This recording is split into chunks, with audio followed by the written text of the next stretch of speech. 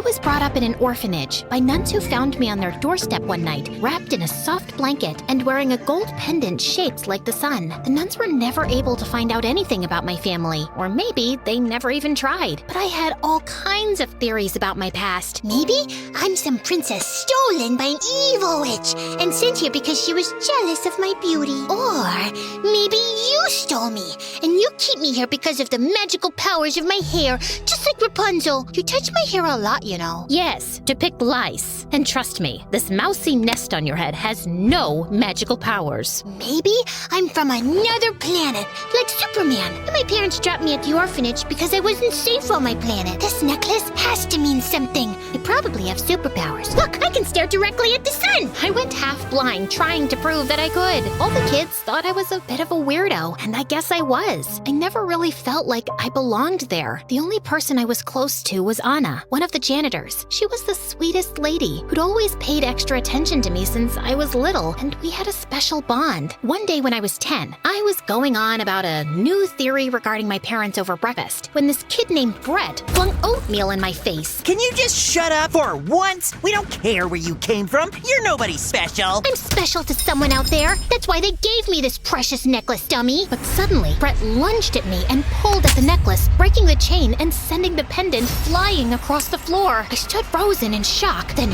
fury took over and I pounced on him. Brett was rescued by some nuns soon enough, while Anna pulled me away to her room where I sobbed over my broken necklace. I can't fix the chain, sweetie, but how about I put the pendant in this thread so you can still wear it? Anna, do you think I'm special? Everyone's special in their own way, Cass. That's just another way of saying no one is. Well, I guess it's true in my case. My parents wouldn't have left me here if I was special. Or maybe they loved you so much that they gave you up because they wanted you to have a better life than the one they could give you. Also, you're special to me. Anna's words made me feel better, and something in my head shifted that day. If my parents wanted me to have a good life, I needed to get adopted by a nice family living in a nice house. They wouldn't want me spending my life here, but my attempts to get adopted didn't go well. Why does my head look like a jelly bean? And why do I look pregnant? I was wondering about your head too. Maybe your brain is too small? And I thought you are pregnant and wanted an older sister for your baby. I'm totally up for it. I guess I offended them because they didn't adopt me. I tried to impress more couples visiting the orphanage. I cracked jokes, sang them songs, memorized a bunch of science facts so they'd think I was super smart, but every meeting ended the same way. They left, always choosing someone else. And eventually,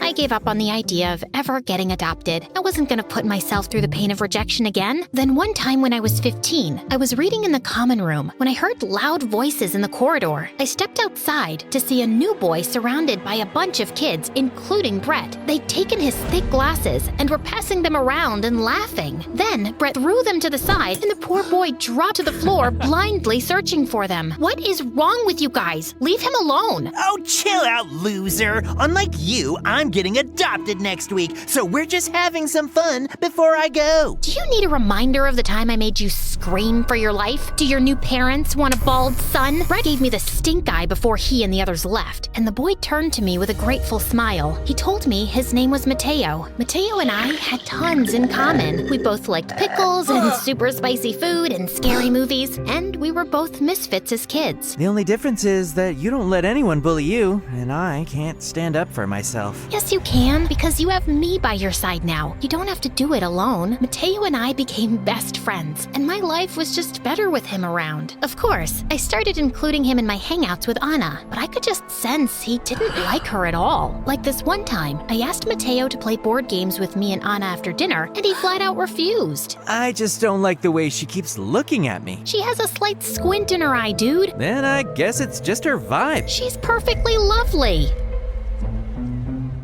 Just yesterday, I saw her screaming at some little kids for spilling juice on the floor. I mean, they're kids. And the other night, I woke up and was getting myself some water when I saw her sneaking out. It was 2 a.m. Trust me, there's something shady about that woman. It's her job to keep the floors clean, and those kids can be brats. And Anna is an adult. She doesn't have a curfew. Stop being so weird about her. But Matteo refused to hang out with Anna, and if she ever came to check up on me, Matteo would just leave. Of course, it didn't escape Anna's notice. I don't understand why Matteo feels so uncomfortable around me. He's just an introvert. Just give him time. He'll warm up to you. Are you sure? I don't want you losing the only friend you have because of me. Matteo had totally misunderstood Anna, and I was hoping I could knock some sense into him soon. But a few days later, I was summoned to the warden's office. I walked in and saw Matteo there with a young couple, and then he came running to me excitedly. She's the girl I've been telling you about. She's been so amazing to me since I came here. If you're looking to adopt someone, it should be her, not me. Matteo, what are you? But Matteo just shushed me and went on singing my praises as the couple smiled, then turned to the warden and told her they wanted to adopt us both. I couldn't believe my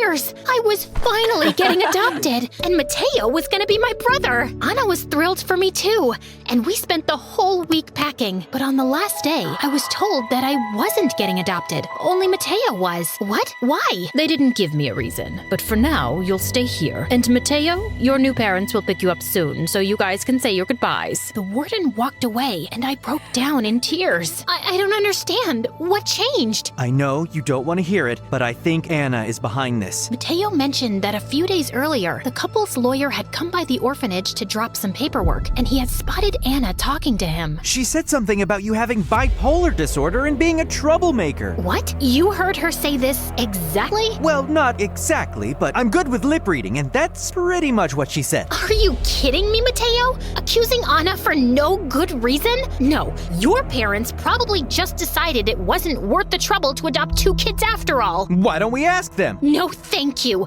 I don't need to be humiliated to my face. Are you sure you want to go with these people? What if they change their mind about you one day too, huh? I think you're wrong about them. You know what? Just leave. I can see you're dying to go, but don't ruin the one good thing I have in my life, and that's Anna. I stormed off before he could say more, tears pouring down my face. We didn't have a proper goodbye, and I didn't stay in touch. A couple of years went by, and I started a job at a local grocery store to save up money for the future. One day, as I was heading out, I realized my uniform had a tear in the back. I went to Anna's room to ask for help, but she wasn't around. As I looked around for her sewing kit, my foot got caught in the carpet, and I fell on my face. As I groaned, I suddenly spotted a large wooden box under her bed. My curiosity got the better of me, and I opened it. There were stacks of cash inside, but my hands trembled as I picked up a picture of Anna with a woman who looked a lot like me, wearing my necklace. I went through the other documents in the box and saw my birth certificate, along with letters from someone asking about how I was doing. It didn't make any sense. Anna had my birth certificate, so she knew exactly when I was born and to whom. She actually knew my mother,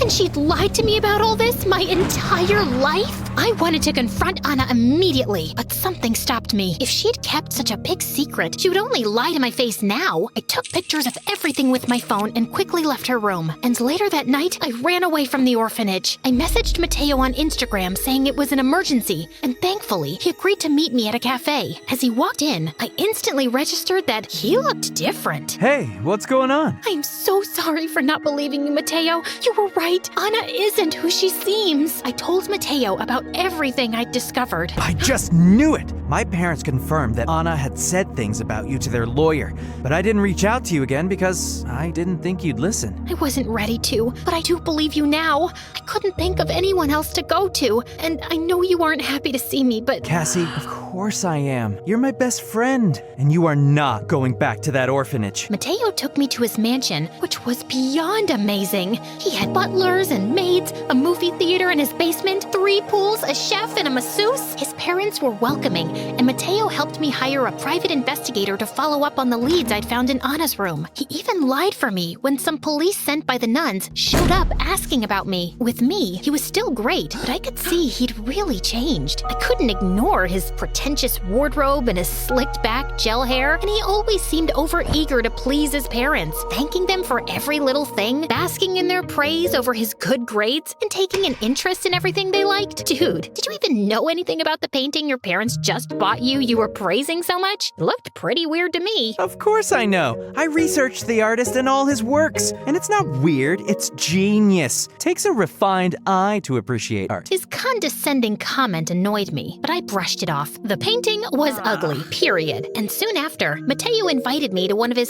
school parties. He'd even picked out a dress for me, which looked expensive. He introduced me to his friends, each richer than the next. They all bragged about their money and their cars and made mean jokes about other kids in school. Then halfway through the party, a girl passing us by suddenly tripped, spilling her soda all over Matteo's shoes. Oh my god, are you blind? These are limited edition Nikes. I'm so sorry. Meh, meh, meh. Is your apology gonna replace my shoes? I would insist that you get me new ones, but I'll let you off the hook. Just because I know your dad's monthly salary wouldn't even cover it. Am I right? As he and his friends laughed, something inside me snapped. Seriously? When did you become such a jerk? Have you forgotten your humble beginnings? Have you forgotten what it's like to be bullied? Matteo's face turned red as he tried to laugh it off, and he dragged me to the side. What do you think you're doing? Who have you turned into, man? It's just an act, Cass. That's how everyone in my circle talks and acts. Don't make a big deal out of nothing. And the least you can do is not embarrass me in front of my friends, especially after everything I'm doing for you. Wow, I don't even know what to say, except that I'll be out of your hair very soon. And with that, I just walked out of the party. I was so angry, I kept walking without thinking. But after a while, I realized I had no idea where I was. While I was hopefully waiting for a cab to turn up, I suddenly heard something behind me. But the second I turned around, a masked figure grabbed me and put a damp cloth on my face. And as I was dragged into the van, I blacked out. When I finally came around, I found myself on a chair, and I was somewhere familiar. Then I realized it was the horse shed at the orphanage. And minutes later, Anna appeared in front of me. Anna? How did I get here? What's going on? Please, Cassie, you need to calm down. Calm down? You don't get to tell me that after lying to me my whole life. Tell me the truth about everything in that wooden box under your bed. Anna started crying and then revealed the whole truth to me. She told me how my parents were millionaires who had met a boating accident when I was just a baby. As their only daughter, I was the sole heir of their massive fortune, business, and properties, which I would have full control over when I turned 18. Your dad's younger brother was put in charge of you and your finances till you turned 18, and he would get a portion too, but he got greedy. He knew that in case something happened to you, the entire property would get transferred to the next of kin, which was him. That's why he asked me to move you to this orphanage on the other end of the country, then claimed you'd passed away due to some illness and faked the documents. And he's been paying me to look over you in the orphanage, making sure you didn't leave and start poking into your past. So caring about me was all an act? You were just doing it for money? And why do you have a picture with my mom? I do care about you, but I had to do it. My life is difficult. I've needed this money to take care of my own family. Also, I have that picture because your mom and I were friends a long time ago, but then we had a huge falling out. So you haven't just been a lousy friend to me, but also my mom?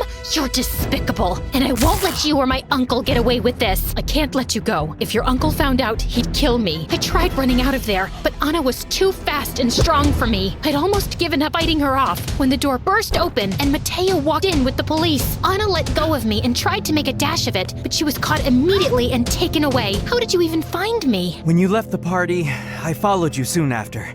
I figured you wouldn't know the way back, and I was looking for you when I saw you get kidnapped.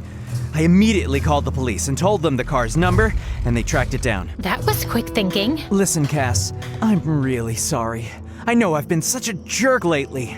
I think what you said in the orphanage really stuck with me. What if my parents changed my mind about me too? I've been so afraid of losing them and my new life that I've been trying a little too hard to fit into this new world, but I hardly recognize myself anymore. It takes courage to accept your mistakes, and I'm glad you could do it. So, friends again? Weren't we always? Oh, also, I won't be crashing at your place for too long. Apparently, I have an uncle to track down and a fortune to inherit. I turn 18 next week. Let's go home. I'll tell you all about it.